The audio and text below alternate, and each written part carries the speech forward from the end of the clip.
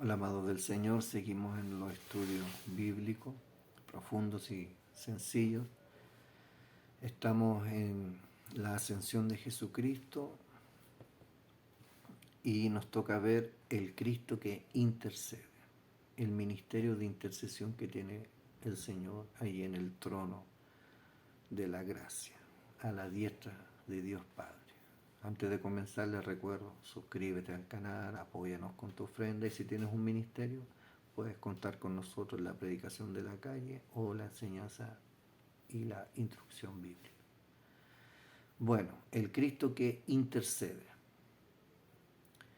En virtud de haber asumido nuestra naturaleza y muerto por nuestros pecados, Jesús es el mediador entre Dios y los hombres. Mira lo que dice 1 Timoteo, capítulo 2, versículos 5 y 6. Porque hay un solo Dios y también un solo mediador entre Dios y los hombres, Cristo Jesús, hombre, quien se dio a sí mismo en rescate por nosotros, testimonio dado a su debido tiempo. Este texto parece una contradicción, pero está dando una afirmación bastante gloriosa. Hay un solo Dios y también un solo mediador. Y alguno podría pensar, bueno, son dos, Dios y el mediador. No, este Dios es Jesucristo, como el Padre, como el Espíritu Santo. La diferencia es que Él tiene un cuerpo. ¿Qué cuerpo tiene? El cuerpo como un hombre. Por eso dice, y también un solo mediador entre Dios y los hombres, Jesucristo hombre, quien se dio a sí mismo en rescate por todos, testimonio dado a su debido tiempo. Jesucristo es hombre, tiene un cuerpo de hombre, este Dios todopoderoso, y Él es el único mediador entre el Dios creador y su creación. En este caso, entre Dios el Padre y sus hijos. Hebreos 9:15. Por eso Cristo es mediador de un nuevo pacto, a fin de que, habiendo tenido lugar una muerte para la redención de las transgresiones que se cometieron bajo el primer pacto, los que han sido llamados reciban la promesa de la herencia eterna. ¿Cuál es la promesa de la herencia eterna? Vida eterna en Cristo Jesús. Pero el mediador es también un intercesor y la intercesión va un paso más allá de la mediación. Aquí vamos a hacer una distinción. Un mediador quizás ponga en contacto a dos personas o partes, dejándolas luego solas para que solucionen sus dificultades. Pero un intercesor hace algo más, puesto que expresa una palabra en favor de la persona a quien representa o por quien se toma interés. Mira lo que dice Romanos 8, versículos 26 y 27. De la misma manera, también el Espíritu nos ayuda en nuestra debilidad. No sabemos orar como debiéramos, pero el Espíritu mismo intercede por nosotros con gemidos indecibles. Y aquel que escudriña los corazones sabe cuál es el sentir del Espíritu, porque Él intercede por los santos conforme a la voluntad de Dios. Voy a explicar esto un poco. La intercesión que hace Jesucristo en el trono de gracia no es que Él esté orando todo el día, ¿ya? No es en ese sentido, sino que Él está comunicando su voluntad por medio del Espíritu Santo, que se comunica a nuestro espíritu. Y cuando nosotros queremos orar en el Espíritu nos guía a qué orar. Y si no sabemos orar como debemos, el Espíritu comienza a interceder por nosotros con gemidos indecibles. Nos empieza a guiar en un clamor espiritual. Y ese clamor espiritual es la voluntad de Dios que está siendo guiada por medio del Espíritu. Y aquel que escudriña nuestros corazones sabe cuál es el sentir del Espíritu. Es una comunicación 100% espiritual. Ahí no hay nada de carnalidad, hermano. Es solo espiritual. Y esa comunicación que hay entre el Espíritu de Dios y aquel que escudriña los corazones, que es Jesucristo, hay una comunicación, y a eso se le llama intercesión. Está intercediendo por nosotros o a favor de nosotros conforme a la voluntad de Dios. Esa es una oración espiritual. En cuando tú comienzas a orar y el Espíritu que está dentro de ti, el Espíritu Santo, comienza a interceder por ti. ¿Entiendes eso? Y se comunica con aquel que escudriña tu corazón, pero ese gemir con gemidos indecibles está siendo la intención del Espíritu, pero conforme a la voluntad de Dios. Romanos 8:34 dice así: ¿quién es el que condena? Cristo Jesús es el que murió, sí, más aún el que resucitó, el que además está a la diestra de Dios, el que también intercede por nosotros. Ahí Él está en el trono, está intercediendo por nosotros, por medio del Espíritu, está hablando por medio del Espíritu Santo, según la voluntad de Dios. La intercesión es un misterio importante del Cristo ascendido y forma el punto culminante de sus acciones salvadoras. Murió por nosotros, resucitó por nosotros, ascendió por nosotros y hace intercesión por nosotros. Nuestra esperanza no reside en el Cristo muerto, sino en uno que vive. Y no simplemente en uno que vive, sino en uno que vive y reina con Dios. El sacerdocio de Cristo es eterno, por lo tanto, su intercesión es permanente. Pero Jesús conserva su sacerdocio inmutable, puesto que permanece para siempre. Mira lo que dice el libro de Hebreos, capítulo 7, versículos 25 al 27. Por lo cual, Él también es poderoso para salvar para siempre a los que por medio de Él se acercan a Dios, puesto que vive perpetuamente para interceder por ellos. ¿Por quiénes? Por aquellos que ha salvado para siempre, son los que se acercan a Dios por medio de Cristo, por medio de su obra, por lo que Él hizo, nos acercamos a Dios, pero Él puede interceder por nosotros perpetuamente. ¿Por qué? Porque Él está vivo. No porque Él esté orando por nosotros, porque Él está vivo. Él está viviendo el rol de sacerdote. Es el rey sacerdote, el Señor sacerdote.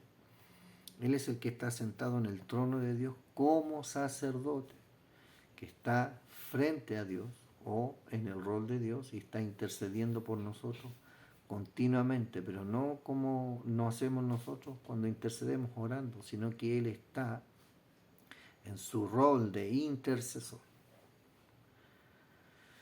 Porque convenía que tuviéramos tal sumo sacerdote, santo, inocente, inmaculado, apartado de los pecadores y exaltado más allá de los cielos, que no necesita, como aquellos sumos sacerdotes, ofrecer sacrificios diariamente, primero por sus propios pecados y después por los pecados del pueblo. Porque esto Jesús lo hizo una vez para siempre, cuando Él mismo se ofreció. Y aquí esta figura está hablando de que Jesucristo, como sacerdote, también Él es el sacrificio. Y este sacrificio se hizo una vez y para siempre. Por lo tanto, puede llevar hasta su consumación todo caso que asume para la defensa, garantizando así a aquellos que se acercan a Dios por medio de su mediación la restauración completa del favor divino y la bendición. En realidad, Él hace esto, es el propósito mismo de su vida en el cielo. Vive para este fin con el objeto de interceder ante Dios por su pueblo. No se puede suspender esta obra intercesora mientras dura el mundo, pues la intercesión del Cristo ascendido no es una oración, sino una vida. El Nuevo Testamento no lo representa como suplicante que, ante el Padre, con los brazos extendidos, con voz alta y lágrimas, ruega por nuestra causa ante la presencia de un Dios reacio, poco inclinado a responder, sino que lo presenta como sacerdote rey en su trono, que pide lo que desea de un Padre que siempre oye, concede las peticiones. ¿Cuáles son las peticiones principales de Cristo en su ministerio intercesor? La oración de Juan, capítulo 17, sugiere la respuesta. Análoga a la dignidad de mediador es el abogado, lo que conocemos en el griego como paracleto. Mira lo que dice Primera de Juan, capítulo 2, versículos 1 y 2. Hijitos míos, les escribo estas cosas para que no pequen. Y si alguien peca, tenemos abogado para con el Padre, a Jesucristo el justo. No solamente es sacerdote y rey, sino que también es el abogado. Él es el que aboga por nosotros ante el Padre como alguien que es justo y el que justifica. Él mismo es la propiciación por nuestros pecados, y no solo por los nuestros, sino también por los del mundo entero. Un abogado o paracleto es aquel llamado a ayudar a una persona en dificultades o necesidades, para administrar ayuda o proporcionar consejo y protección. Tal era la relación del Señor con sus discípulos durante los días de la carne. Pero el Cristo ascendido está preocupado también con el problema del pecado. En calidad de mediador, obtiene acceso para nosotros en la presencia de Dios. En calidad de intercesor, lleva las peticiones ante Dios. Como abogado, hace frente a las acusaciones lanzadas contra nosotros por el acusador de los hermanos en lo que respecta al pecado. Mira lo que dice Efesios 3:12. En quien tenemos libertad y acceso a Dios con confianza por medio de la fe en Él. Primera de Juan 5, versículos 14 al 15. Esta es la confianza que tenemos delante de Él, que si pedimos cualquier cosa conforme a su voluntad, Él nos oye. Conforme a su voluntad, Él nos oye. Y si sabemos que Él nos oye en cualquier cosa que pidamos, sabemos que tenemos las peticiones que le hemos hecho. ¿Cuáles son estas peticiones? Las que Él quiere oír. Pero también estas peticiones nos las comunica por medio del Espíritu. Voy a parafrasear. Él nos está diciendo, oren por esto, porque eso es lo que yo quiero hacer.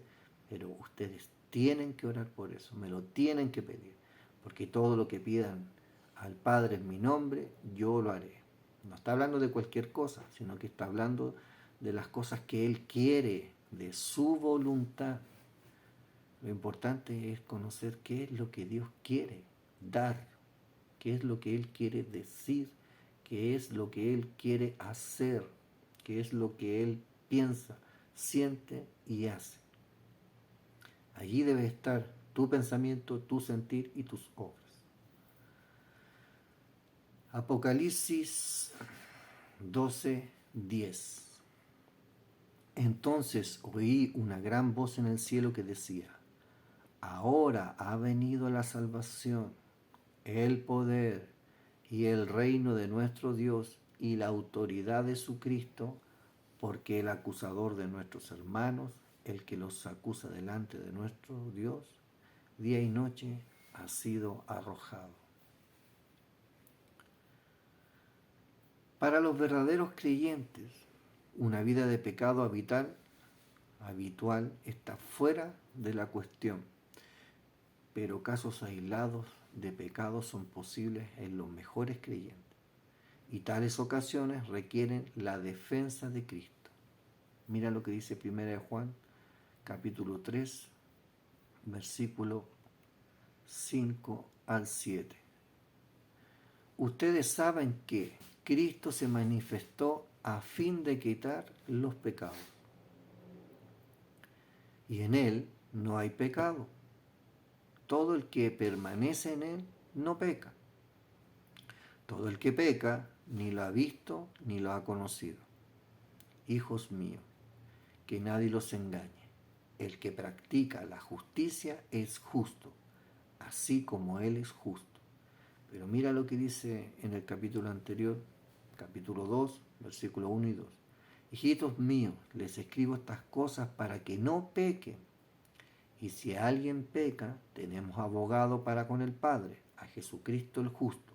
Él mismo es la propiciación por nuestros pecados, y no solo por los nuestros, sino también por los del mundo entero.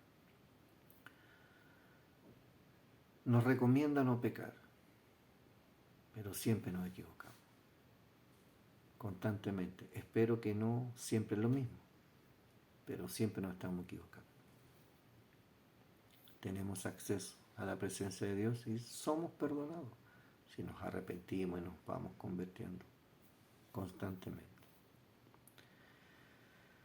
Se expresan 3 consideraciones que dan fuerza a su defensa. Primero, el Señor está con el Padre en la presencia de Dios. Efesios 1, versículos 20 al 21. Ese poder obró en Cristo cuando lo resucitó de entre los muertos y lo sentó a su diestra en lugares celestiales, muy por encima de todo principado, autoridad, poder, dominio, de todo nombre que se nombra, no solo en este siglo, sino en el venidero. Cristo está en la presencia de Dios, a la diestra del Padre. Segundo, es Él justo y como tal hace expiación por otros. Primera de Pedro 3, versículo 18. Porque también Cristo murió por los pecados una sola vez, el justo por los injustos, para llevarnos a Dios, muerto en la carne, pero vivificado en el Espíritu. Tercero, Él es la propiciación por nuestros pecados, es decir, un sacrificio que asegura el favor de Dios mediante la expiación de pecados. Primera de Juan, capítulo 4, versículo 10. En esto consiste el amor, no en que nosotros hayamos amado a Dios, sino que Él nos amó a nosotros y envió a su Hijo como propiciación por nuestros pecados. En resumen, Jesucristo, como Rey, sacerdote, está intercediendo por nuestras vidas constantemente, para que no pequemos, y si pecamos, Él nos lleva nuestra causa delante de Dios y pide perdón y nos otorga el perdón. Entonces, el haber ascendido nos ha hecho a nosotros que podamos tener acceso directo a la presencia de Dios por medio de Él. Estamos en el amado. Por eso podemos estar delante de la presencia de Dios y estar siempre en la intercesión de Jesucristo. Y quiero volver a recalcar que la intercesión no es una oración, sino que es el rol, es parte de su ser. Él es el intercesor por excelencia, porque Él vive para interceder. No es que Él esté orando por nosotros, sino que Él está hablando a Dios a favor de nuestras vidas. Él está llevando nuestra causa delante de Dios. Él nos presenta justos delante de Dios por su justicia. Él nos presenta santos delante de Dios por su santidad. Él le dice al Padre, ellos son justos y santos porque yo los hice justos y santos, porque yo soy justo y santo. Es una conversación que Él tiene con Dios, que Él está haciendo a favor de nuestras vidas. Así es que espero que este estudio te haya quedado claro, es básico. Sobre esto hay mucho que decir, pero básicamente ese es el principio. Jesucristo intercede por nosotros, no con una simple oración, sino porque Él vive en la presencia de Dios, a la diestra de Dios como rey, sacerdote y también como el abogado. ¿Y quién es nuestro abogado aquí en la tierra? El Paracletos, el Espíritu Santo, es el que aboga. Entonces esa voz de abogado está en la voz de Jesucristo. Así que, amados, les vuelvo a invitar a que se suscriban al canal, apóyanos con tu ofrenda, y si tienes un ministerio, te podemos apoyar. Shalom, shalom, Baruch Haba de Chen Adonai. Paz, paz. Bendito es el que viene en el nombre del Señor. Nos vemos en el próximo video.